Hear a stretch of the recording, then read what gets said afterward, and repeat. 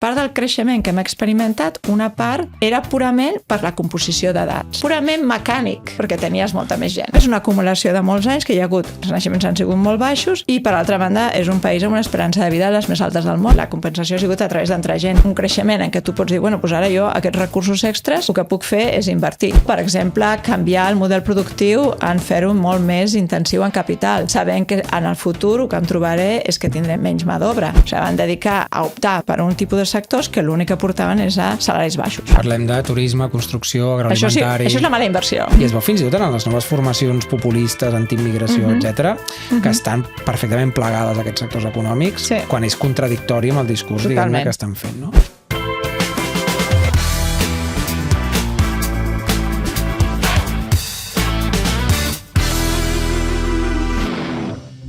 Parlem molt d'immigració, el nostre debat públic està ple de conversa sobre immigració, però en realitat parlem poc de les dades sobre immigració, de les causes de la immigració, de les conseqüències o de què es pot fer amb les onades migratòries que hem rebut els darrers anys. En els darrers anys, Catalunya ha rebut una onada migratòria molt elevada, molt ràpida, en un període de temps curt.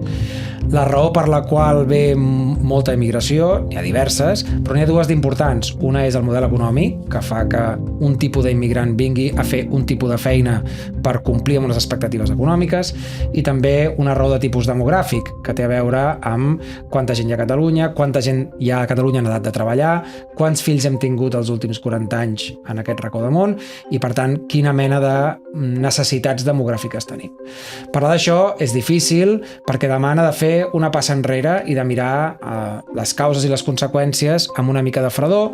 Moltes d'aquestes relacions causals són contraintuitives o no són immediates al primer que se'ns acudeix, i treballar amb un material tan sensible, tan explosiu, tan políticament útil per les forces polítiques que volen explotar el nostre sentiment d'estranyesa quan passegem pel país i tenim la sensació que no és el país de la nostra infantesa o de la nostra joventut, o de vegades la por al diferent i també la necessitat de les feines o de l'economia que se'n deriva de la seva presència. Tot això ens generen contradiccions que de vegades no són fàcils de portar, no són fàcils de pensar, no són fàcils d'argumentar, no són fàcils de fer política al voltant d'un tema que es presta molt a l'explosivitat, a l'emotivitat, a la ràbia, al dolor de perdre potser un paisatge humà. Per parlar de tot això, hem portat la millor persona per fer-ho, almenys des del meu punt de vista, que és l'Alícia Atzarà, que és doctora en Economia, que és professora a la Universitat de Princeton, que treballa en un observatori de demografia que és el més antic dels Estats Units, i que fa unes setmanes va participar en un debat a l'Institut d'Estudis Catalans per parlar de la nostra relació amb la immigració. I vam assistir i li hem demanat, sisplau, que vingués al nostre podcast a parlar-la en profunditat. Abans de presentar-la, deixeu-me dir que, com sempre diem, venir a Ensems, al podcast de l'Hora, no vol dir donar suport a l'Hora, però tampoc vol dir no donar-n'hi. Feu-vos subscriptors al nostre canal, feu-vos militants, som el partit que ens alliberarà del jou dels espanyols i descastellanitzarà Catalunya. Bon dia, Alícia, gràcies per ser aquí amb nosaltres. Bon dia, Jordi. De què no parlem prou quan parlem de demografia a Catalunya? Bona pregunta.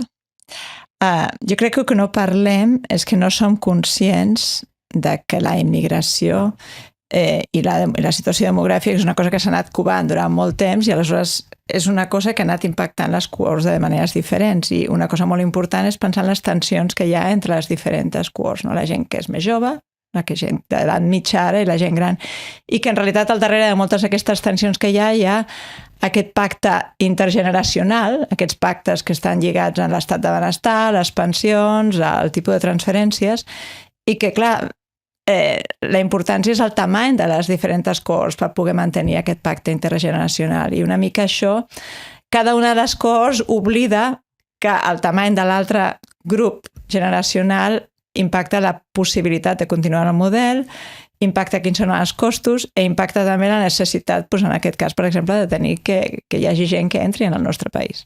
Quan dius cohort, una cohort és un grup de gent de la mateixa edat, més o menys. Exacte, no és una...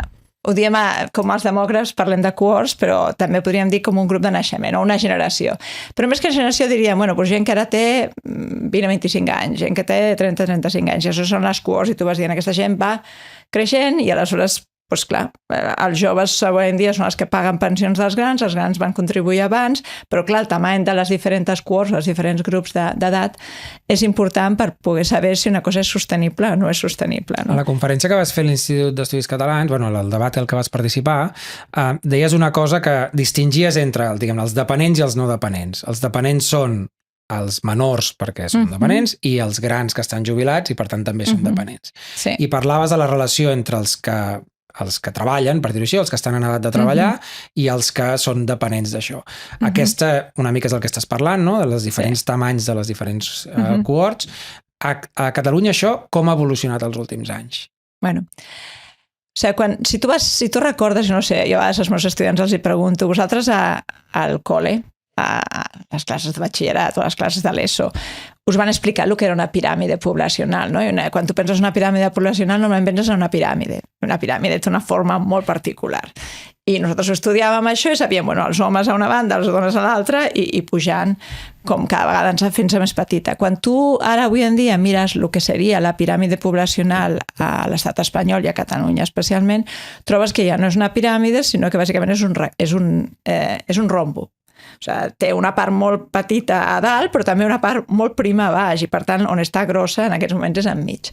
Doncs això és l'acumulació de molts anys per una banda, una fertilitat, una fecunditat, diríem, perquè el problema de fertilitat i fecunditat és que a Estats Units la fertilitat és el que aquí és la fecunditat, i a vegades ara us parlaré una mica intercanviada. A Estats Units la fertilitat és quants fills tens i la fecunditat és si pots concebre, i a Europa la fecunditat és quants fills tens i la fertilitat és si els pots concebre. Però bueno, si parlo ja més o menys no tenim una crisi de fertilitat, sinó que tenim una crisi de fecunditat. És això? Aquí, quan parlem aquí, és una crisi... Si no és que la gent tingui problemes mèdics... No, però també comencem a tenir una crisi de fertilitat. Però per l'edat, això, més que per... Una barreja de coses, però bueno, ja podem parlar més tard. També hi ha molt... Aquest és un tema també molt candent i molt important. Però bueno, el que sí que trobem és una acumulació de molts anys, que hi ha hagut molt poc... Els naixements han sigut molt baixos, i per altra banda és un país amb una esperança de vida de les més altes del món. Aleshores, això la combinació és, bueno... En certs sentits, la pitjor combinació, el que els americans dirien perfect storm, i jo és que penso molt en anglès i no sé com traduir-ho, això seria com... Una tempesta perfecta. Tot posat junt, no? I aleshores el que has trobat és que aquesta acumulació es va crear. A més, la generació que ara s'està començant a jubilar és de les més nombroses que hi ha hagut. O sigui, a més, no és només que hagin tingut pocs fills, sinó que ells són molts, a més. Ells són molts, perquè són els que són els baby boomers, no? Són la generació aquesta que ara és el moment, que són la més gran, i a poc aquests grups aniran canviant. I per tant, clar, aquesta gent són la que necessitarem en el sistema de pensions que tenim, per exemple, anar pagant. I bueno, això és el que crea, quan parlava del contracte intergeneracional, crea aquestes tensions. Perquè clar, des del punt de vista de cadascú, tothom li dona la sensació que té la raó, i tothom li dona la sensació que els seus drets s'han de defensar. Clar, el contracte és el contracte. El contracte es va fer sota unes condicions molt diferents, unes condicions en què la gent vivia molt menys temps. Quan la gent es jubilava als 65, doncs molta gent tenia una esperança de vida que va arribar als 75, però molta gent moria abans, i després encara la fertilitat era molt més gran, per tant no hi havia aquestes tensions. Però això que està passant aquí està passant igual a tots els països desenvolupats, podríem dir, no?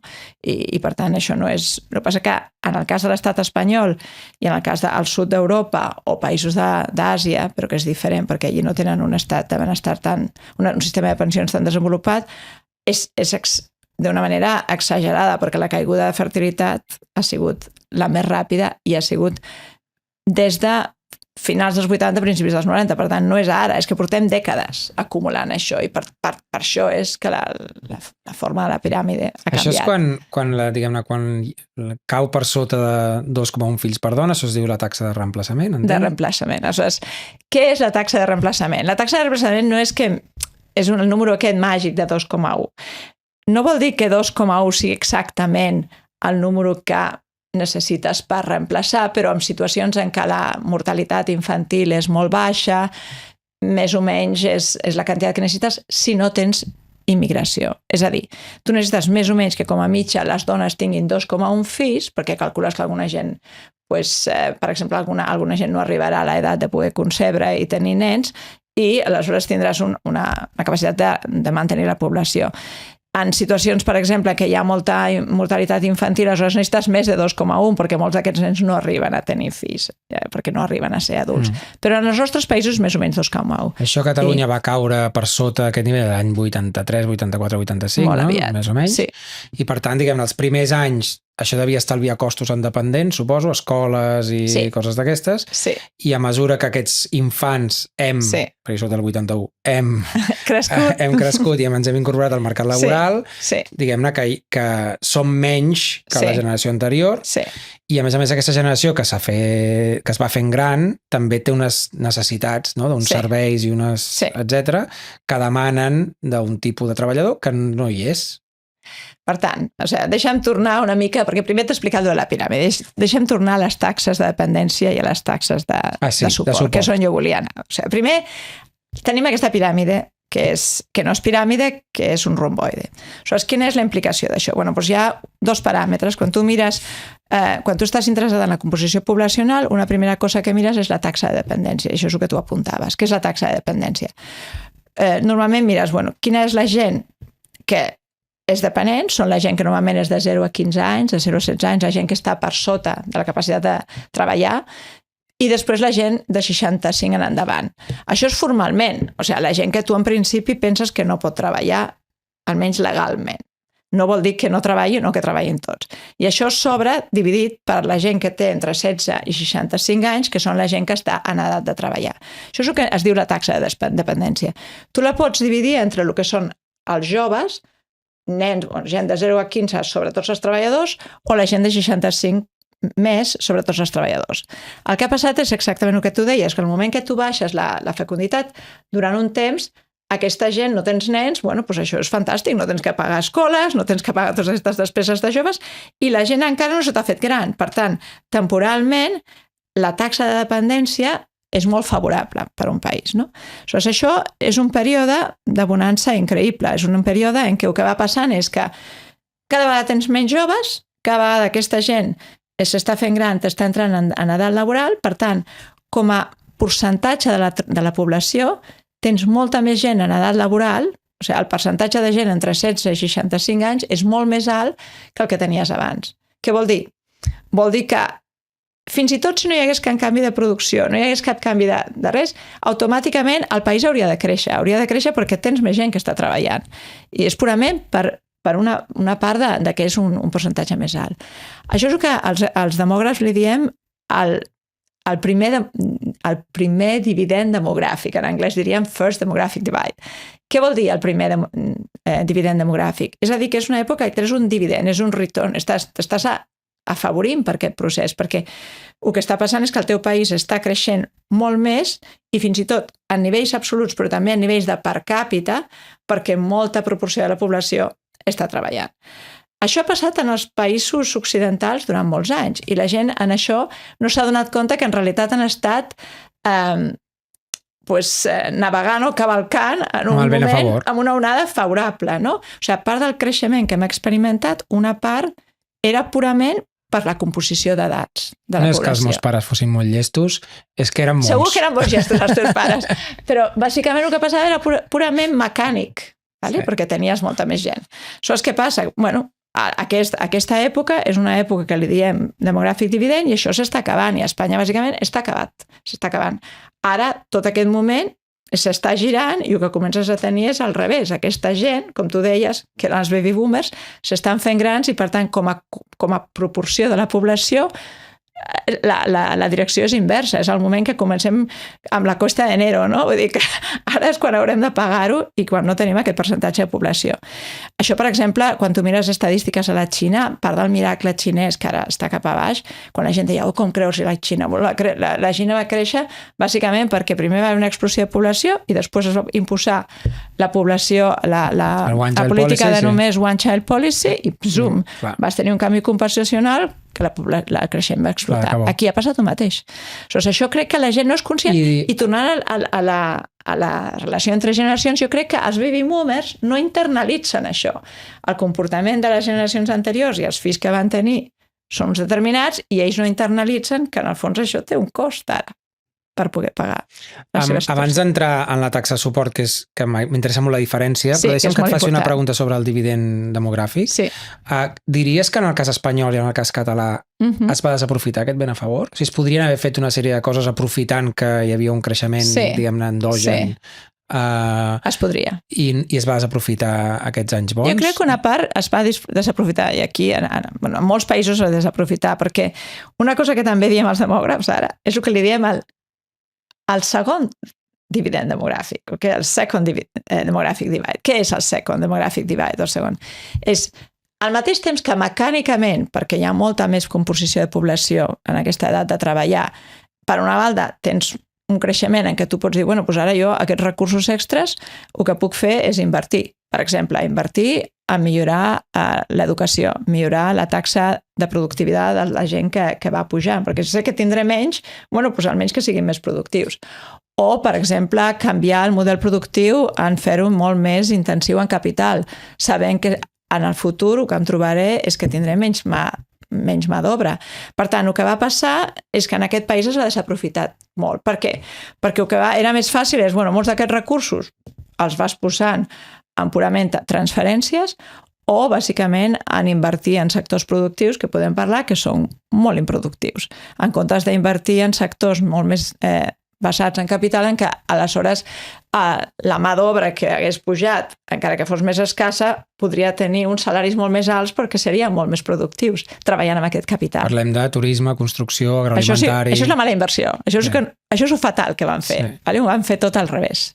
O sigui, van dedicar a optar per un tipus de sectors que l'únic que portaven és a salaris baixos. També diríem que és una cohorta aquesta que ha tingut un impacte polític molt gran perquè eren molts, és a dir, els interessos que poguessin tenir purament generacionals, quan ets jove tens uns interessos, quan tens fills tens uns interessos, quan et jubiles tens uns interessos, el fet que siguin molts també condiciona la mena de transferències que... Bueno, però això és a totes bandes, sí, jo sé, no dic aquí, dic en general. Vull dir que en general passa, què passa? S'observa aquest fenomen. Hi ha molts països del món en què les tenim, que als Estats Units tenim un president que té 80 anys i no se'n van, vull dir que estan allà. El que passa és això, és que, clar, el polític és curtterminista. El polític vol guanyar eleccions. Bueno, parla per tu. No, tu ets molt maco, segur que no ets curtterminista. Però bueno, molts polítics pensen en això i els que tenen unes grans pressions. Aleshores, és molt difícil. Quan la gent se't tira al carrer per protestar per canvis de sistema de pensions o per canvis de transferències i fàcilment tens una quantitat, una massa molt gran que són els que realment seran el votal marginal, tu què vas a fer és anar cap a ells i clar, el que passa és que has tingut una gran part d'aquesta gent que era unes cohorts, uns grups d'edat molt grans i per tant són molt influents. I no tan sols això, és que fins ara han sigut molt més, han participat molt més. Molt participatius, sí. Són més participatius i aquesta és la diferència. Que això és una cosa que està canviant, però malauradament està canviant perquè la mobilització potser de les generacions que no estaven sent activades estan sent activades per partits que potser no són els que necessàriament porten al millor solució. Aquest problema. Sí. Són més partits populistes i això ho veiem arreu, no sé, ho veiem al centre d'Europa, ho veiem en partits més populistes que estan passant a Suècia, que està passant a Alemanya, que està passant a Àustria, que aquí també s'estan mobilitzant, molta jovent, però que s'estan mobilitzant per aquesta part, perquè és una part de frustració i resposta a això que estava descrivint abans. No, bueno, això es veu també en els partits socialdemòcrates europeus, que a mesura que la seva electorat es va morint, es pot veure el seu aprimament, diguem-ne, no? I això també explica que els partits populistes estan sent alimentats per altres cohorts. Però la gràcia que han tingut els partits populistes és que han estat capaços de mobilitzar algun votant que no estava mobilitzat, en part, no? I després també han robat, o sigui, han absorbit, per exemple, votants tradicionalment socialdemòcrates. Però bueno, això ens estem desviant. M'estic desviant. Bàsicament el que anava era dir-te sí, es va fer malament, no es va aprofitar el possible segon dividend demogràfic. Nosaltres sempre diem, el primer passa sempre, perquè és purament mecànic. El segon pot passar. Algú ho ha fet bé? Bueno, alguns països han fet una miqueta més, jo diria, sí, és com un mig. O sigui, podries dir que algunes capitalitzacions de sistemes de pensions a mitges que es van fer en alguns països es van pensar que Al Japó ha sigut a mitges, perquè no tenien el mateix tipus de sistema de pensions, però sí que s'està, encara que ho van passar molt malament, Japó va ser el primer país que ho va passar molt malament i encara els salaris i el creixement està molt paralitzat, però com no tenen immigració i han parat, han tingut que anar compensant. Aquí el que hem fet és obrir la porta i hi ha hagut la compensació ha sigut a través d'entrar gent. Allà han tingut que compensar més intentant fer un increment en la intensitat de capital en part.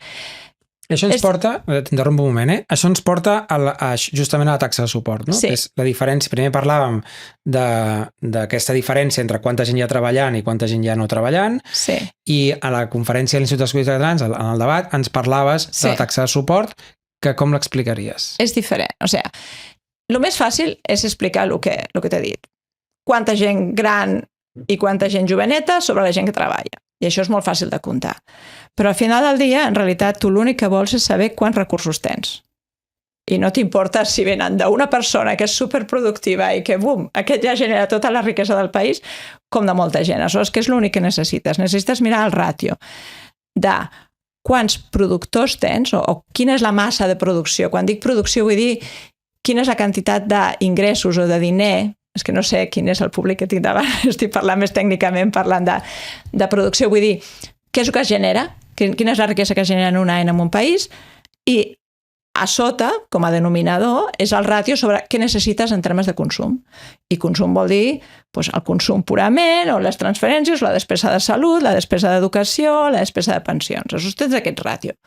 I en realitat, al final del dia, és l'únic que necessites. Consum està lligat per les teves edats. Clar, la composició d'edat està molt afectant al consum. Si tu mires quants joves tens, doncs això t'afecta l'educació. Si tu tens un consum molt gran a base de pensions i tens una població molt envellida, allò t'està agafant molt al consum. O sanitat, o residències de... O, per exemple, sanitat. Si, per exemple, quan mires als Estats Units, és una cosa molt interessant, tu mires el perfil en l'edat, si tu mires en una gràfica el perfil per edat i quin és el moment de despesa més gran, tens un petit moment de despesa que és al principi, que és l'educació, quan la gent és jove, després més o menys queda relativament estabilitzat i bàsicament el que estàs fent és que se t'està assignant quin és el cost de tenir un govern, de tenir unes transferències bàsiques, i després, quan arribes al moment de la gent gran, es dispara. O sigui, és un moment bestial. El que gasta als Estats Units, i aquí també, però especialment als Estats Units és molt interessant, la gent gran en termes de consum és molt alt, i és molt alt perquè és una composició, per una banda, de lo que és les pensions, però després la salut, i el sistema de salut als Estats Units, els costos estan molt inflats. Però aquí és el mateix. I què passa amb això? Que és molt difícil. Quan tu tens, i tornem a el que són el contracte intergeneracional, i tornem una altra vegada en el que són el contracte que tenim entre tots, no? De dir, de cuidar els grans, de tenir un sistema de salut.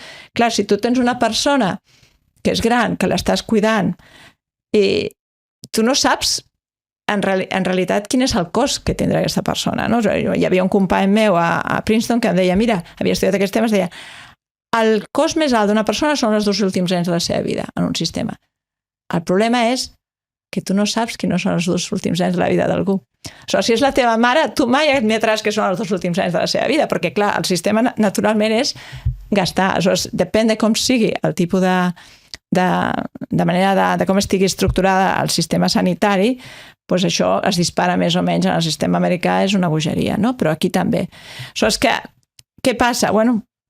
És que no has de donar aquest sistema... No, és que no has... Hi ha gent que et diria... Hi arriba un moment que és aquest debat, són la gran retòrica dels death panels, no? Que hi havia. Potser hi ha un moment que ja tens que fer racionalitzar. La normalització de l'eutanàsia vindrà per aquí. Vindrà per aquí, i a mi això m'espanta, perquè jo crec que és un impacte que ve en últim extrem en aquestes pressions intergeneracionals. Però això és un altre tema també. Aleshores, diguem-ne, a la taxa de suport, per tant, depèn molt d'aquesta conversa que estàvem tenint sobre quina mena de feines hi ha, no? Exacte, per això ve la primera part. En el cas de que Espanya i Catalunya, els anys del primer dividend demogràfic, no els vam aprofitar, sinó que vam invertir aquests diners en repartiments i vam promocionar o vam permetre o vam estendre unes indústries o uns sectors econòmics que, lluny de facilitar que aquesta taxa de suport sigui favorable a no necessitar tanta gent, és al revés.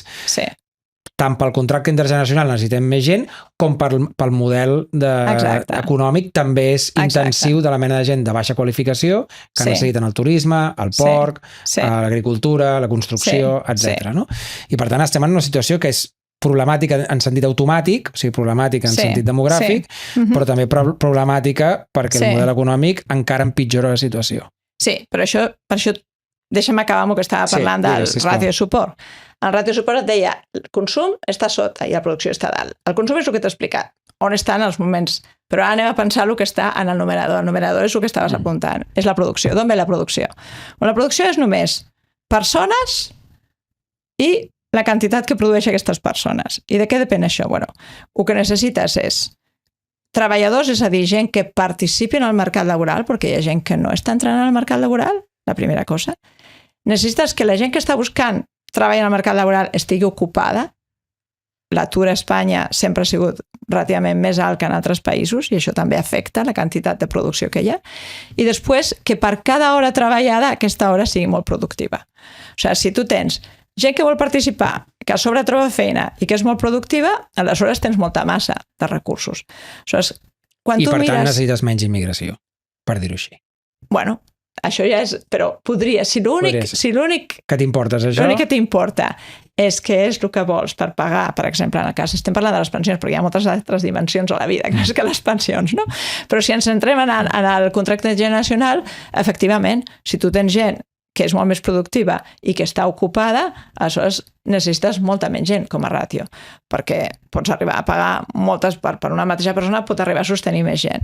Aleshores, el que passa, quan tu mires, és molt interessant, tu mires les dades de l'evolució de les taxes de dependència, que és purament la mecànica de números, i compares entre països, i Espanya, Itàlia, aquests països estan bastant malament, però aleshores, quan compares les taxes de suport, i també ho poses en termes de comparativa, encara estan pitjor.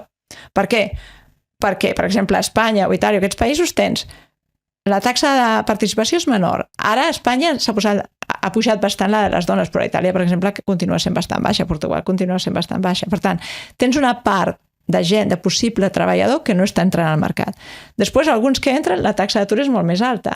Per tant, aquesta gent no està produint. Encara que estigui comptada com a 16 a 65 anys, sí, estan a l'edat de treballar, però no estan treballant.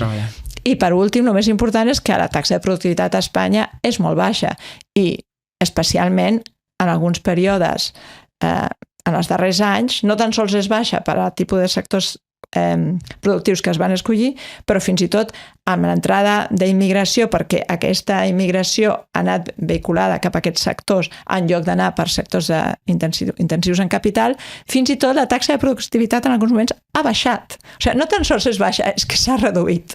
Això és clar, això és fatal. Tota l'estona esmentes Espanya, perquè suposo que són les dades que són disponibles. Hi ha alguna diferència substancial amb Catalunya si la prens com a... o més o menys estem parlant... Bueno. Val el que diem per Espanya, també? M'estàs preguntant si Catalunya... Quines diferències serien entre Catalunya i Espanya? Vull dir que totes les estem dient Itàlia, Espanya, Portugal i tal. Bueno, perquè jo, com que normalment penso en dades que estic més acostumada. Pensa que jo no dono classes aquí ni miro tant... Les conec aquí les dades, però normalment penso en comparativa. Però l'única pregunta és, el que dius per Espanya val per Catalunya o hauríem de fer algun matís? Però d'una manera hi ha diferents coses que serien diferents, no?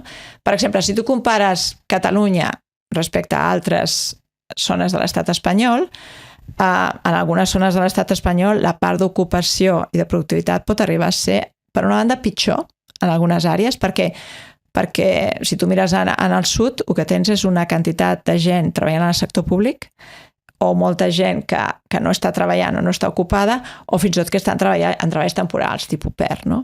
Això aleshores encara és pitjor. Però clar, pensa que a Catalunya està inserida a l'estat espanyol, per tant, aquesta gent pot ser molt menys productiva, però igualment nosaltres hem de pagar, hem de contribuir a tot aquest sistema. Per tant, això és una petita diferència. Per altra banda, aquí el que hem tingut és una entrada d'immigrants molt més gran i que especialment el model cap als sectors com això que deies, el porc o el turisme, doncs no són els millors sistemes perquè justament són els que són poca productivitat. Encara que a Catalunya hi ha una part d'immigrant molt qualificat, i això no ho podem oblidar. O sigui, hi ha hi ha sectors i hi ha una part que atreu aquesta ciutat, els serveis d'aquesta ciutat, el temps, la bellesa de la ciutat en si atreu un tipus de high skill, d'immigrant molt qualificat, i hi ha moltes empreses també que estan començant a posar algun tipus d'oficines o de... És que a vegades penso en anglès, estic traduint, no sé si es nota, em costa bastant. Està bé, perquè així parlo cada dia en català a casa, però quan penso en anglès. Així podem dir ningú és perfecte i està bé. Però bueno, bàsicament aquesta seria una gran diferència. La diferència, jo diria, és quin percentatge de l'ocupació a Catalunya està centrada en sector públic i aquest tipus d'activitats temporals, en el sector, per exemple, com a agrari, és molt menor que la resta d'Espanya. El sector públic està inflat en la resta d'Espanya. Però clar, aleshores això també, com la bossa és comú, això vol dir que a sobre que malament estem en el sentit de baixa productivitat, per exemple, en l'aposta que s'ha fet per turisme, però per altra banda potser encara tenim més ocupació i relativament més productivitat que en altres llocs. Aquestes dues coses, la cosa demogràfica, no? La cosa automàtica, i el tipus de model econòmic de baixa qualificació que tenim, diries que són les dues raons més fortes, o el pull més fort que ha fet que hi hagi les onades migratòries de les darreres dècades a Catalunya i a Espanya? Bueno, també has de pensar d'on ve aquesta gent, no? Perquè, clar, aquí ens oblidem que aquesta gent ve aquí perquè no vol estar a casa seva. I això és bastant important. O sigui... o que prefereix estar aquí que a casa seva. Prefereix estar aquí que a casa seva, però això no és fàcil. Jo sóc immigrant i, bueno, ser immigrant no és fàcil a vegades. O sigui, pots estar molt bé en un lloc, però no deixes d'estimar-te al teu lloc, i jo crec que molta o la majoria de la gent s'estimaria més estar a casa seva que no estar en un lloc que no sigui casa seva, no? Aleshores, aquesta gent ve, doncs, evidentment, per uns diferencials econòmics grans, perquè veuen un salari molt més alt aquí, perquè fugen de violència, en molts casos podria ser, per inestabilitat. O sigui, hi ha moltes raons per les que empenyen a la gent a immigrar. Aleshores, una de les raons que pot ser és que pot haver-hi aquí una política molt més laxa o menys laxa. Això també hi ha una part de... Incentius de tipus legal, de marc legal. Exacte. I això és una opció política. Vale? I una opció política també sobre quin tipus d'immigrant vols i d'on vols l'origen dels immigrants i els drets que es donen als immigrants, que són relativament diferents, depèn d'on vens, no? Aquí això passa, o on s'ha afavorit, no? És molt interessant això que dius, perquè és cert que si tu mires tant a dreta com a esquerra, des de la política d'Aznar fins a Zapatero, Aznar i ara el Pedro Sánchez, però també els grans partits europeus, tant de dretes com d'esquerres, no hi ha una diferència gaire substancial respecte a aquestes qüestions, almenys en les darreres dècades, i fa la sensació que ells, veient aquests fets que tu descrius, tant de la piràmide demogràfica com de com estava el país en els diners disponibles per repartir, van apostar per això com una manera, diguem-ne, de facilitar que els sectors econòmics que estaven demanant mà d'obra en tinguessin de disponible. Vull dir que això sembla que quan dius que és una política, no és una política sorgida de que de sobte se'ls estimin, sinó que tenien la sensació... És una política estratègica de dir això és la solució. Efectivament, quan jo dic política, això em refereixo. Sí, però vull dir que de vegades... Per dir que això, en realitat no estic parlant amb tu, estic parlant amb el debat públic, perquè hi ha una cosa que fa... que jo crec que és molt tòxica al nostre debat públic, que és la idea que la gent diu no podem acollir tothom o no podem ser una ONG, com si la política migratòria fos el resultat d'un sentiment humanitari. És a dir, fos el resultat de dir anem a acollir els pobres a la terra i que vinguin aquí a viure i a consumir la sanitat i a cobrar l'atur, diguem-ne, no? I en realitat hi ha una política darrere, però no sorgeix de l'altruisme, sinó sorgeix una mica de l'egoisme i una mica de que és la solució fàcil davant d'altres solucions que són més complicades. Exacte. No, perquè, o sigui, solucions sobre la taula, com soluciones aquesta situació que t'he explicat abans? Bueno, una, intentes que la gent tingui bebès, no? Que això ho podem parlar després. Molt bé. De totes maneres, encara que el tinguis... Si algú no sap com es fa això, en un altre podcast dedicarem uns esforços a explicar quina és la... Hi ha gent que potser no ho sap, escolta'm, a vegades no s'hi arriba. Però bueno, també podem parlar que també avui en dia la gent comença tan tard que també hi ha problemes. Però igualment encara els has de criar, els has d'educar i trigues un temps. Això és complicat perquè és un dels temes que he treballat durant molts anys de polítiques de fertilitat en si i les polítiques per fomentar no acaben de funcionar. Aquesta no és la solució. Ja funcionen puntualment i funcionen sobretot en quin moment els fills, si tenen el fill quan el xeque bebè està 5 mesos abans o 5 mesos després, però en quantitats aquestes no funcionen, són altres coses, però ja podem parlar més tard. La segona és fer que més gent treballi. Doncs, per exemple, dones que no estan treballant, ficar-les a treballar, allargar l'edat de treballar, o sigui, que la gent es jubili més tard, però si vius a França, la gent se tira al carrer. O sigui, tot el dia estan allà de vagues, tinc un fill ara vivint allà i sempre em diu, no, havíem parat no sé què, i et diuen, désolé. Com dient, ho sento, hi havia vaga, doncs t'has quedat penjat en el metro. Doncs que no pots endarrerir. Tot això, i estem tornant a parlar del contracte internacional en això. O fiques aquesta gent que treballi més, o canvies els beneficis. Imagina't canviar el sistema de pensions i dir, doncs no podem pagar-ho, no podem pagar-ho. Ningú pot sobreviure políticament. Ningú pot sobreviure, però és, al final, si no és com un... Això només passaria si fos liderat pels propis pensionistes. Clar, però això no... No, perquè tornem a lo primer que hem obert la conversa. Els pensionistes diuen, no, jo he contribuït durant molts anys, ara m'ho heu de pagar. Però no és realment cert. Els pensionistes es pensen que hi ha com un calaixet on està el seu diner i aquest diner no existeix perquè tenim un sistema en què bàsicament els que treballen ara van pagant els que estan. Jo crec que sí que ho sap ja tothom, això. Sí, el que passa que no volen.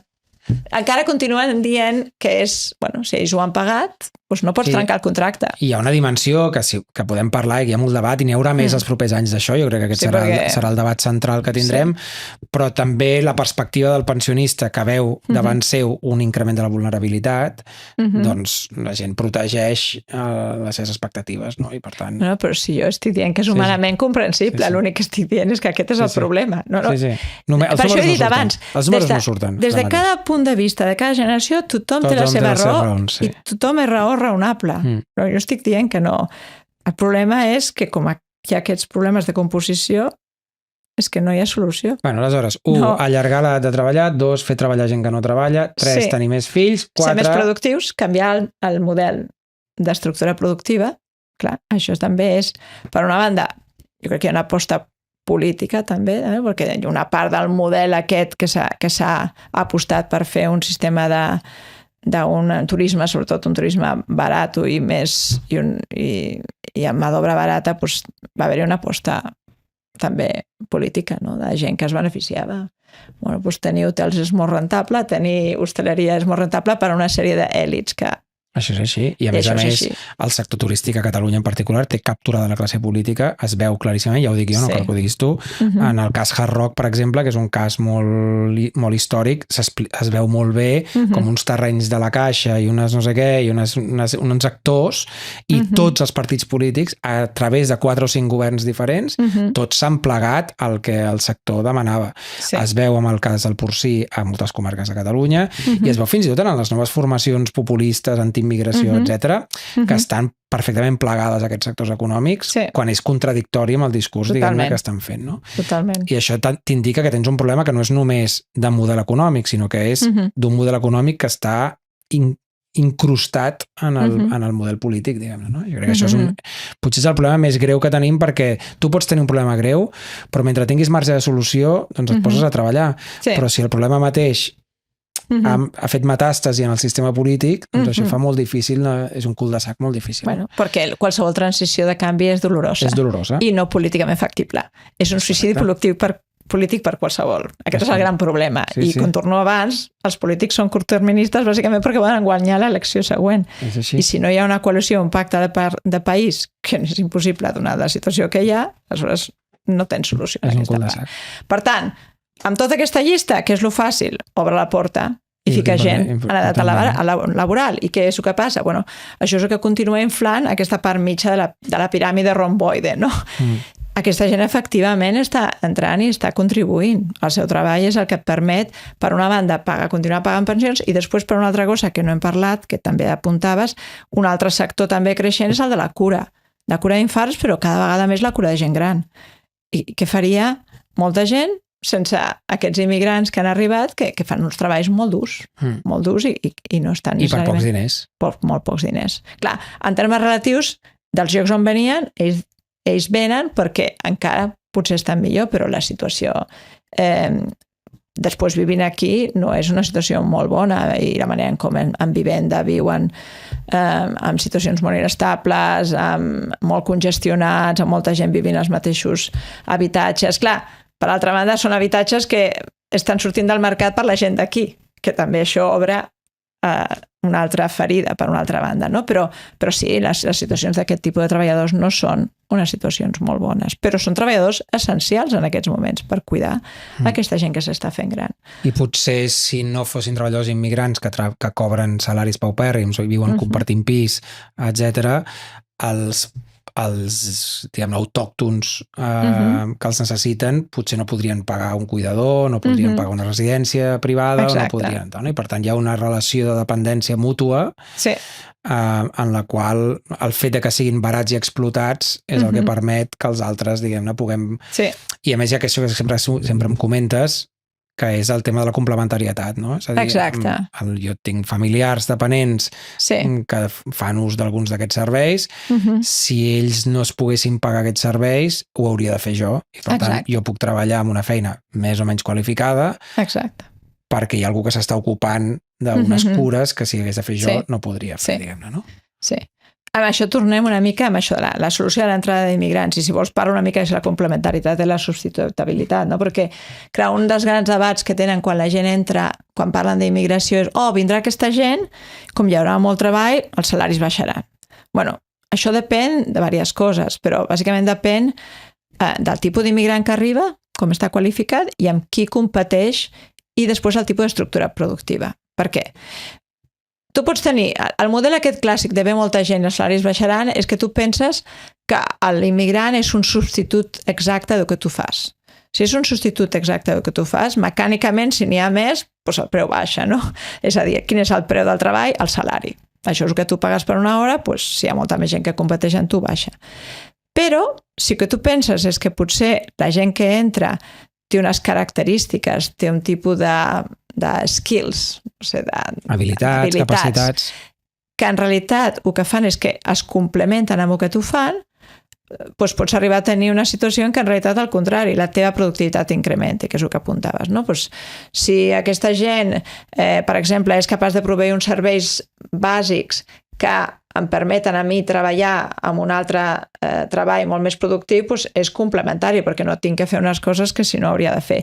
O potser em proveeixen una sèrie de serveis com a moltes empreses, no sé, la neteja de l'empresa o les coses de bàsica mecànica, de manera que aleshores aquella empresa, en termes productius, pot ser molt millor perquè la part del treball que jo faig ara pot poder continuar perquè els salaris són baixos en aquest altre tipus de treball. O, per exemple, coses que són complementàries. Aquí, per exemple, hi ha treballs que no funcionen. Ara fa poc estava fent unes reparacions a casa i em deien és que no hi ha guixaires, és que no hi ha gent que vulgui fer segons quines feines, és que aquestes coses no existeixen. I si tu vols fer-te segons quina cosa necessitaràs o canviar com construeixes les cases o realment buscar gent que et vulgui fer aquesta feina, que és molt dura, perquè ser guixaire és molt dur, perquè et vas posant i et vas quedant i vas respirant el guix, no és una cosa agradable, no? I aleshores, clar, en això hi ha una complementaritat. El problema és que alguns immigrants poden ser complementaris amb un tipus de treballador i substitut amb un altre tipus de treballador. Aleshores, en aquestes coses, sempre quan parlem, per exemple, d'immigració, de tarifes o així, tu no pots dir que l'impacte serà igual per tothom. Hi ha perdedors, entre cometes, i guanyadors, no? Si tu ets un treballador amb grans habilitats i que et permet el fet que tens un cuidador poder treballar, guanyar un salari més alt en què pagues el cuidador i tu pots continuar i vas augmentant la teva capacitat laboral i el teu salari, doncs ets un guanyador en aquest sentit, et surt bé. Si tens un sector en què també es beneficia, també pot ser, per exemple, fins i tot per el tipus de skills o el tipus de diversitat cultural que també aporten els treballs. És que hi ha moltes raons, ara aquí estic dient un exemple, però hi ha moltes raons per les quals els treballadors poden ser complementaris amb tu, no? Però clar, si tu estàs en un treball molt bàsic, si et dediques, ets un treballador de la neteja, o que estaves fent de cuidador i t'entra aquest tipus de treballador, tu ets un perdedor. Aleshores, aquí és una altra part del que tens el tensionament i que també és el tipus de públic que segons quins partits poden mobilitzar. Sí, per posar un exemple, a veure si l'encerto, m'ho invento, però un cambrer llatinoamericà que aparegui en un bar de tota la vida, per una banda substitueix un cambrer autòcton que potser cobraria una mica més i en aquest sentit és substitutiu, per l'altra potser t'ensenya a fer guacamole o a fer un plat del seu país. Exacte. Que augmenta la clientela d'aquell restaurant i això augmenta la productivitat, diguem-ne, d'aquell bar o d'aquell restaurant, no? Per tant, en la diversitat hi ha un increment i també hi pot haver una pèrdua. Hi ha guanyadors i perdedors. Guanyadors i perdedors. El problema és què fas amb els perdedors. Perquè has d'admetre que pot haver-hi perdedors. I el problema és que quan nosaltres pensem en aquests models, sempre pensem en aquests models d'una manera estàtica i no dinàmica. I jo crec que la gent, això és una trampa, no? Però aquesta part dinàmica va acompanyada també d'una sèrie de voluntat política i voluntat estratègica. Deixa'm explicar. Sí, imagina que tu tens un impacte i que t'entra una gent en un moment donat i aleshores hi ha molta més gent i el teu salari pot baixar. Però si tu que tens, tornem a aquella cosa que he explicat abans del segon dividend demogràfic, no? Si hi ha una política en què dius no, és que aquí el que s'ha de fer és intentar invertir en capital i ajustar, per exemple, el que tindràs... Capital vols dir capital humà, vols dir educació. No, en aquest cas estic parlant purament de canviar de sector. D'acord. Si tu pots arribar, però capital humà seria una altra cosa, però si dinàmicament les empreses augmenten la inversió de capital i van per sectors en què en realitat el treballador el poden fer més productiu, l'impacte estàtic d'entrada no té per què ser el que es quedi sempre. Tu pots ajustar una economia optant per un canvi estructural, per un canvi de sector, per augmentar la inversió de capital, tant humà però també físic, no? Per què? Perquè aleshores el que faràs és que aquest treballador esdevindrà més productiu. El problema és que ens quedem amb la primera foto del primer xoc i perquè, en part, el problema és que potser les eines que estan a la base o les polítiques no faciliten o la imaginació no faciliten aquest canvi més dinàmic en què tu podries ajustar, no? Això seria un primer problema, és que no pots mirar-ho tot només en un primer moment estàtic a l'impacte i pensant que no hi ha ajustos, perquè la gent s'ajusta, el capital s'ajusta, les empreses s'ajusten. I la mateixa gent s'ajusta, perquè, per exemple, hi ha estudis interessants en què si tu tens algun tipus de treballador que arriba, i jo he treballat bastant en això, no? He treballat perquè estic molt interessada en llengua. I el que és molt interessant és que tu dius, arriba un treballador que potser té unes qualificacions, però té el mateix accent que tinc jo quan parlo amb els estudiants a classe. És inútil perquè vaig arribar a partir d'una determinada edat. Quan passes a partir dels 9 o 10 anys ja una mica d'accent tindràs sempre i contra més tard, fatal. Això no és que no el parlis malament, però de cara a segons quin tipus de treballs ja no ets un nadiu de parla. Però potser tens altres tipus d'skills, d'habilitats. El notícies no el presentaràs. No el presentaràs. Però què passa amb això? El que vull dir és que un altre tipus d'ajustament és un canvi en una recol·locació, una reequilibració del tipus de treballador local en què acaba especialitzant-se en diferents habilitats, no? Trobes en molts països i estudis interessants en què veus que, per exemple, en molts casos treballadors en què reben aquest impacte de gent que arriba però que té, per exemple, més dificultat o perquè eren de països més lluny de llengua, doncs que acaben en treballs que tenen, els nadius acaben movent-se en treballs que tenen molta més, el que nosaltres diem contingut de relació interpersonal, no? Poden ser des de ser un advocat a ser venedors o a ser persones que interaccionen directament, i això els hi puja el seu valor i, en canvi, alguns treballs més més manuals que ocupaven, els passen a ocupar aquests treballadors. Però això només és si el mercat és prou dinàmic perquè hi hagi aquesta capacitat de moure's, no? Això és una cosa molt bonica, perquè tu pots mirar els treballs purament com a sector, però en realitat el més bonic és mirar els treballs, pots analitzar-los sobre quins són el tipus d'habilitats que necessites en un treball, si necessites una part més matemàtica, una part més lingüística, una part més manual, i aquestes coses és interessant estudiar-les perquè és com amb l'arribada d'immigrants això es va ajustant.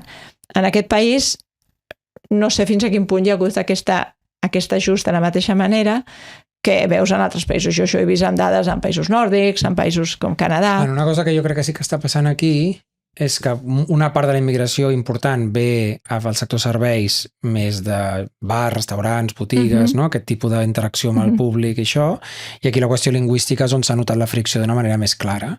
Un contingent important d'immigrants que vingui una societat, diguem-ne, bilingüitzada com la nostra, amb una pressió molt forta de l'Estat per residualitzar el català, amb una demografia molt feble de catalanoparlants, en el que parlar castellà és, diguem-ne, legal, per dir-ho així, en el sentit de que doncs, per atendre el públic potser el Quebec has de saber francès, aquí ningú t'està exigint de manera real, tot i que la llei ho exigiria, que t'adrecis en català o que puguis atendre els parlants en català, i és gent nadiua de països on el castellà és una llengua, és la seva primera o segona llengua, i per tant, diguem-ne, l'incentiu per aprendre català és baix, i això està generant moltes friccions en el sector sanitari, infermeria, metges i cambrers, dependents, botigues i hostaleria, no?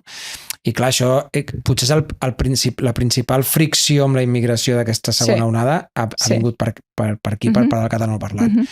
No està clar encara si saber català, parlar-lo bé i parlar-lo nadiuament està sent un avantatge competitiu en aquests sectors o no ho està sent. En d'altres segurament sí, però aquí doncs costa de veure això que tu estàs dient, no? Si aquesta habilitat està suposant més oportunitats laborals. Tot i que sí que fa la pinta que saber català i saber-lo bé et va millor la vida que ser monolingüe castellà. O sigui, tens més oportunitats, tens més... Però és una cosa com de nas, no és una cosa que... Hi ha alguns estudis que han mirat aquestes coses, de que realment tens un plus d'aprendre català, no?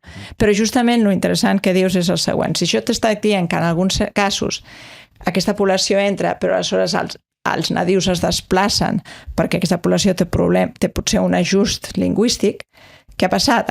Tornant a la política en el sentit d'opció que va començar amb Aznar, però els altres, el Partit Socialista ha continuat, de quina és la política quins grups, per exemple, han pogut entrar sense visat en aquest país, amb un visat de turista, com s'ha anat obrint o no en determinats moments, bueno, s'ha motivat bastant que entrés gent de parla castellana. Quina era la idea? La idea, bueno, és primer una part de lligam històric, si podem dir. Sí, les excolònies, com a tot arreu. Les excolònies, com a tot arreu, tenen privilegi.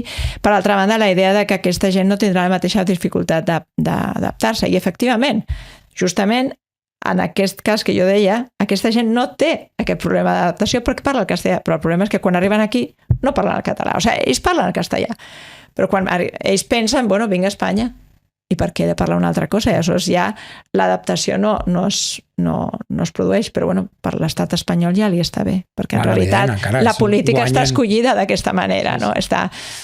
Com que no tenim gaire temps, m'agradaria desplaçar la conversa a un lloc que és el següent. Darrerament a Catalunya també s'ha incorporat el debat, que és típic també a tot arreu, de el que aporten i el que reben en termes fiscals els immigrants, és a dir, doncs, la seva contribució pagant impostos i el que n'obtenen en serveis públics.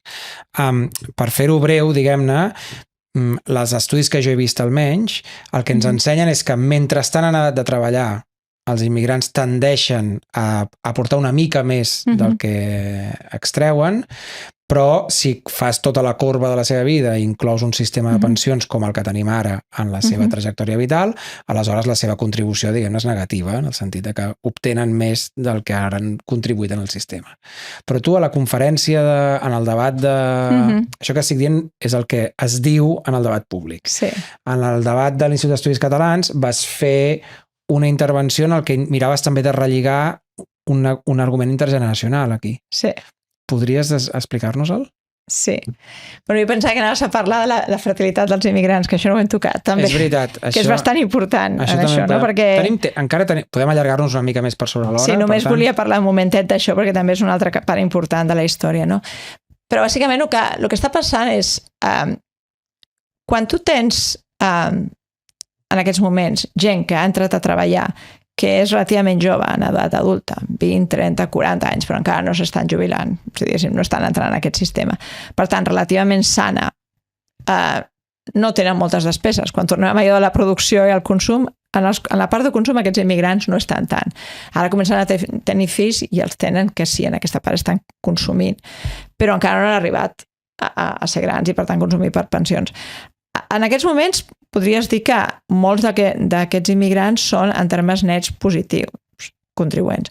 L'únic problema és que si tenen salaris baixos i estan en sectors molt productius, la contribució que fan no és molt alta. O sigui, perquè, clar, si estiguessin en salaris en sectors... Evident. Alguns d'ells estan en sectors molt alts. La producció que tindria és molt alta, no? Però encara no estan consumint. A la llarga, clar, aquesta gent s'envellirà, i això és una cosa a tenir en compte. I bueno, si han estat cotitzant, ja han estat aquí, o fins i tot, perquè si acaben sent ciutadans d'aquest estat, doncs hi ha una part de pensions i de salut, tot això, que aniran a la part de consum. El que la gent no pensa és que en realitat la clau és pensar que aquests nens que estem educant en realitat seran els que després continuaran i estaran en l'edat de treballar i després s'envelliran. Però una cosa molt important a tenir en compte és que quan tu mires, per exemple, en altres països, en el cas dels Estats Units és molt clar, per exemple, tu mires quina és la contribució neta de el que diem primera generació. La primera generació són la generació que acaba d'arribar. I després hi ha una altra generació que li diem la segona generació, que són els fills dels que van arribar. Bueno, aquests fills dels que van arribar són els que ara tenim i els tenim en el sistema educatiu. Si aquests joves els fas prou productius, el que tindràs és que quan es facin més grans podran contribuir més al sistema en proporció del que fins i tot els seus pares feien. El cas americà, quan tu mires, compares el que és el terme net de despesa i contribució de la primera generació, és més o menys 0 o pot arribar a ser negatiu en alguns casos. El que tens és perquè una part és perquè molt poques dones treballen en segons quins grups de població que arriben segons l'origen i també perquè tenen treballs de salaris més baixos.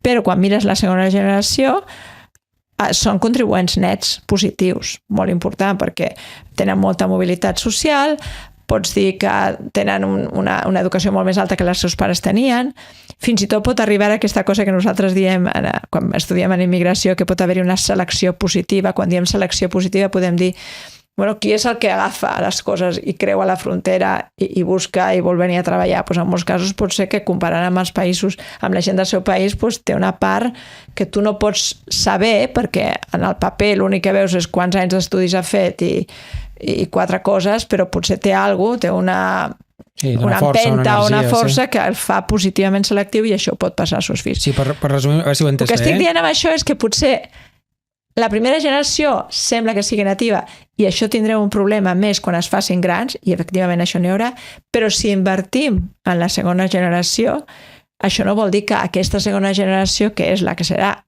la clau també després, perquè aquesta gent ja està aquí, serà la que en realitat continuarà contribuint i pagant. O sigui, la primera generació és una generació que la seva contribució, diguem, és ambigua. No sabem és ambigua perquè hi ha molta heterogeneïtat. Però la segona generació, si l'aposta pel sistema educatiu és la correcta i és bona i etc., també és part de la seva contribució. És a dir, en el sentit que són gent... Són els seus fills. Són els seus fills i, per tant, és gent que tindrà feines més qualificades o més productives, etc. Tot i que després això també obre la pregunta sobre qui farà les feines poc qualificades. Però, bueno, si aquests... La AI, que això és el que... D'acord, els robots. Els robots faran això. Tant de bo tinguis raó. Aleshores, és molt important això. Si ens juguem gran part de la partida, ens la juguem al sistema educatiu. A l'educació. I això també és... A l'educació i l'estigmatització. O sigui, el que necessita és que aquesta generació se senti ciutadana i s'estimi el país de la manera més profunda, en el sentit de, bueno, soc aquí i estic a contribuir perquè estan aquí. Però això també és veritat lingüísticament. És a dir, lingüísticament els fills dels immigrants són els menys esbiaixats de tots, diguem-ne, per poder fer aquesta tasca, sí. i ens hi juguem al futur de la llengua. Si aquesta gent fem una inversió forta, i és una cosa que no estem fent. És a dir, el nostre sistema educatiu no està sent la prioritat de la nostra conversa pública. La nostra conversa pública està al voltant de si expulsar o no expulsar, si la criminalitat o no la criminalitat, etc. No? A mi potser és la cosa que més ens preocupa. Vull dir, recordeu la gent que això s'encems al podcast de l'hora, si ho heu aguantat fins al minut 59, és el moment que us feu militants del nostre partit. Però vull tornar-ho a subratllar, o sigui, repetim, a la primera perquè ara corren uns estudis dels països nòrdics que va publicar el The Economist en el seu moment i que s'ha convertit gairebé en un mem d'internet, en el que es veu no només que els immigrants, si comptes tota la seva vida, incloent la jubilació, obtenen del sistema més del que aporten, sinó que a més han tingut la gran ocurrència de dividir-los per origen i aleshores a sobre hi ha un grup més estigmatitzat que els altres perquè són menys qualificats, diguem-ne, no? I fan feines menys qualificades. Però a més has de pensar una cosa, Jordi, que una gran part d'aquests grups en els països nòrdics són refugiats, que no tenim aquí. Perquè els països nòrdics han hagut moltes portes obertes de refugiats i aquesta gent arriba con lo puesto amb uns sistemes de nivells d'educació molt diferents. Però això estem parlant de la part humanitària i aquí no hem parlat d'això. Aquí aquesta part és mínima en aquest país. Sí, és molt petita. I en canvi, a la segona generació hi ha una oportunitat de fer un salt econòmic endavant molt important per tothom en aquest acord intergeneracional amb el que hem començat la conversa. Deixem un moment això en suspens i hi tornarem. Tu volies parlar de fertilitat i fecunditat, jo també. Parlem de dues coses. Parlem de com es comporten els immigrants pel que fa a la seva fecunditat o fertilitat, depenent de en quin idioma parlem, que va ser molt interessant amb el que vas explicar, i això m'agradaria relacionar-ho amb el que deies abans de la incorporació de les dones a la mercat de treball i quin impacte té això després en la formació dels seus fills. Et sembla que parlem d'aquestes dues coses? Sí, perquè a més va lligat amb aquesta part important que passa amb la segona generació. No? O sigui, una cosa que la gent parla, dius, tornem a pensar en les opcions que tenim per mantenir les ràtios de suport. I de totes les que teníem, al final hem dit, fiquem els immigrants. Fiquem els immigrants, però si aquests immigrants no tenen fills, i no canvies la seva productivitat, necessitaràs continuar entrant immigrants, Perquè això passa, els immigrants també passen a tenir unes taxes com les nostres. Això és el que anava a dir. Ara, el que passa ara és que en realitat la convergència, l'ajust de la fertilitat dels immigrants és molt ràpida. Però com que visualment, quan tu vas als hospitals o quan mires al voltant, dius, però si els immigrants tenen molts fills.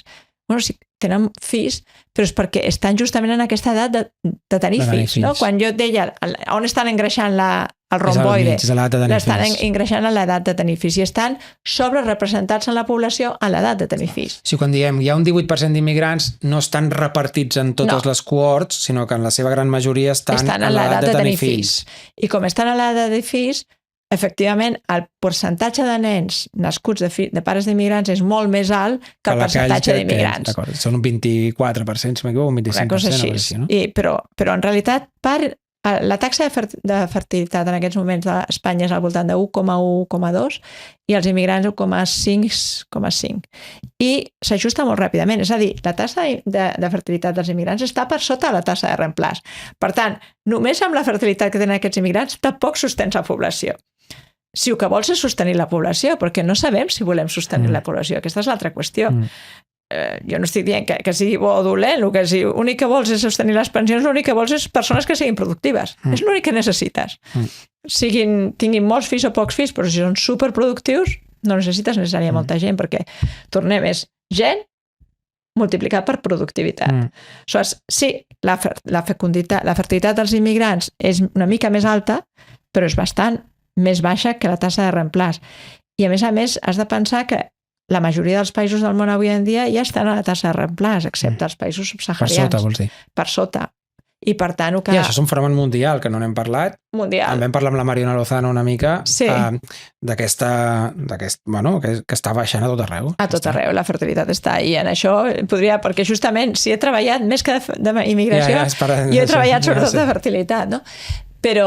Però bàsicament el que passa és que els països que envien la gent aquí ja està a nivells de fecunditat. Al nord d'Àfrica, tu penses Marroc, està 1,9, una cosa així, ja no pensem en que tinguin molts fills. Per tant, si ja les seves normes o les idees amb les que venen de número de fills ja és més baixa, i a més aquí, quan es troben els problemes que tots els nadius també es troben amb el mercat laboral, la vivenda i tot, encara s'ajusten més cap a baix, no és que en tinguin molts. Efectivament, hi ha petites grups que poden tenir puntualment molts més, i en els països nòrdics són especialment els refugiats. No? O sigui, si tu penses en gent que ve de Somàlia i que ha vingut dels camps de refugiats i que molts arriben ja en 3 o 4, però és que ja arriben des de la guerra i de la sepulsió. Ja és un altre model, és una altra cosa. I a més són gent que no ha escollit anar, per exemple, a Suècia. No, els han agafat i els han tret. I és molt diferent. Aquí és molt important també pensar si la gent escull venir, ja està també seleccionada, ja està esbiaixada en el sentit que ja són gent que té una intenció molt diferent que la mitja del país. Per tant, no podem pensar en l'immigrant com un representatiu del país d'on ve necessàriament. No? O sigui, aquesta és una part important de que ajustar. I aleshores veiem que les dones immigrades, en general, treballen menys que les dones locals. Exacte, especialment si són mares. I pot ser diverses coses. O sigui, bàsicament pot ser que no tenen la xarxa, especialment els primers anys, per poder entrar en aquest mercat laboral. El tipus de treballs que tenen són, en general, poc qualificats. Molta gent en el nivell de serveis bàsics, al voltant d'una 20 i pico %, 30% assisteix serveis de neteja i cura. Per tant, són treballs molt inestables, sense regulació, molt durs, sense beneficis, i tot això no facilita poder tenir els nens. Perquè tu deies al debat que quan això passa, és a dir, quan les mares treballen, això té un impacte en el nivell educatiu dels fills. Bueno, si les mares treballen és una cosa positiva, perquè esdevenen un nivell un rol, un model, especialment per les filles, per poder treballar, perquè també els donen més connexió a la societat, als nanos des de petit, també és una part que veuen la seva mare integrada d'una manera diferent. O sigui que té una part molt positiva en moltes coses, després de la formació de capital humà i de l'educació dels fills. Per tant, intentar incorporar aquestes dones és una bona idea. Un model econòmic que premiï la productivitat per sobre la quantitat de gent que treballa baixa qualificada, diguem-ne, invertir en l'educació de la segona generació dels immigrants perquè facin aquest salt, i mirar de buscar maneres que les mares migrades s'incorporin al mercat de treball, perquè això té un impacte a llarg termini dinàmic, com deies abans, i fixar-nos en el contracte intergeneracional. Molt bé. Tenim, poquets minuts, però si haguessis de subratllar, vull parlar un moment de per què la gent no té fills. Si haguessis de subratllar de tots els anys que portes estudiant això, perquè fa molts anys que ens coneixem i fa molts anys que parlem d'això, i jo sempre t'apretava, no? I et deia, però què podem fer per millorar que la gent tingui fills? I em deies, Jordi, és que no funciona aquest model, no funciona aquell altre, no funciona, no? No funciona. I em deies, és un tema cultural. La gent... Ha anat variant. Ha anat variant? Ha anat canviant. Ara, avui en dia, és una part més cultural. Sí, o sigui, va anat canviant. O sigui, durant fa 20 anys o 25 anys va ser el xoc econòmic, no? La gent que tenia la idea de que el mercat, els tipus de contractes que tindria són fixes, i va haver-hi la inestabilitat. Aquesta és la meva generació. O sigui, quan jo vaig començar a tenir fills molt aviat als Estats Units, les meves amigues em deien, tu estàs boja, però què fas? Però clar, jo vivia en un altre lloc, no em donava compte de què estava passant aquí. Aquí havia canviat tot, no? La incertesa econòmica, amb el mateix temps combinada amb el fet de que les dones havien augmentat, tothom, però especialment les dones, l'educació. Aleshores, tenien aspiracions d'entrar al mercat laboral. El tipus de regulacions laborals en aquells moments eren molt dolentes per entrada de dones, especialment si volien fer alguna cosa més de tema flexible, i per tant va haver-hi un moment d'un xoc. Això combinat amb problemes de crisi estructural a nivell mundial. Per tant, ja comença amb aquesta incertesa, ja que comença als 90s, i continua la baixada brusca de la fertilitat a Espanya. Però aleshores què passa? Que es van combinant diferents coses. Una part és, primer és un problema de mímic de comportament. Si jo endarrereixo i veig que tothom endarrereix, doncs la norma va canviar. Vale? Això és una part. Amb endarrerir també és molt més difícil concebre, i és molt difícil, tens menys temps de tenir els que tu voldries. Una de les coses que he estudiat jo és la diferència entre els que tu dius que vols tenir i els que acabes tenint, i és bastant substancial en aquest país, no? Això és una altra part. Però després, a poc, també el que ha anat és una part cultural, ha anat canviant les coses, no? I això ho veus molt dràsticament en els darrers 15 anys, o diria 10 anys, especialment s'ha accelerat, no? La gent ja no té tenir fills com una de les coses naturals o prioritàries en la seva vida. Quan la gent pensa, bueno, quines coses vull tenir quan arriba a una determinada edat, doncs, per molta gent això no està en la pel·lícula, no? I, bueno, hi ha una part que la gent té més anys a viure, té més coses xules a fer, agafa el mòbil i diu, doncs agafo el Vueling i me'n vaig demà 2 dies a Londres perquè em surt 50 euros, i bueno, és que si em surt 50 euros 2 dies em vaig en la motxilla, no he de pagar ni el carrion perquè vull tenir un fill. I han canviat la manera de prioritzar les diferents dimensions vitals, no? I els fills doncs, no es veuen com una cosa ara al davant. Jo crec que una part també la social media, la manera en com la gent es relaciona, la manera de formació de la parella ha canviat molt. Això també té un efecte. És que anava a preguntar també, el tipus d'homes que potser busquen aquestes dones també ha canviat? L'expectativa de... Quines dones? Què vols dir, els homes que busquen aquestes dones? Les dones d'aquestes generacions que retracen també el moment, etc.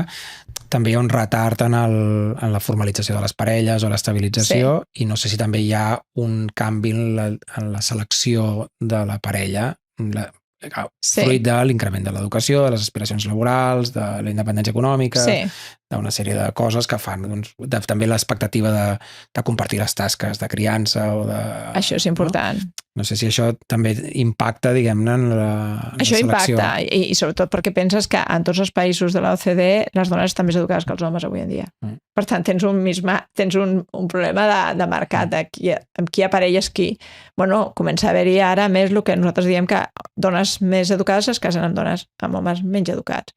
A països com Alemanya o als països del centre d'Europa, això ja ha passat de fa més temps, però és bàsicament perquè ja tota la part de formació professional està super ben pagada. O sigui, una cosa és el nivell educatiu i l'altra cosa és la remuneració. Sempre això passava, però ara comença a passar més. Hi ha un problema de mismatch. Però també hi ha un problema de valors. No? O sigui, un problema també hi ha unes diferències d'això, de quines són les prioritats, de secularització, de més materialisme, d'estar mirant més què és el que realment la senyora Kardashian està fent, o quin tipus de crema m'he de gastar i que costa 100 euros, i en canvi penso que costa molt als fills, no? O sigui, també si t'has passat dels 20 als 38 tenint un tipus de vida, també la teva identitat està relacionada amb allò, no? Jo tinc una idea que no sé si és la més reaccionària que tinc o la més progressista, la més stalinista que tinc, que és que la teva sensibilitat no et pertany. La teva sensibilitat pertany al grup, en el sentit de que tu ets qui ets, perquè hi ha moltes generacions de gent que ha anat polint una sensibilitat sobre el món, la cultura, el paisatge, la llengua, la justícia, la llibertat, i això li deus a la següent generació. I aleshores, tenir fills per mi no és només un dels plaers més grans de la meva vida, que recomano a tothom, tant en la fase de producció com en la fase de desenvolupament del producte, sinó que, a més, crec que hi ha un punt de deure col·lectiu de retornar-li a l'espècie el refinament que durant generacions hem anat construint per fer un món més bonic i més lliure i més just i més nostre, diguem-ne, no?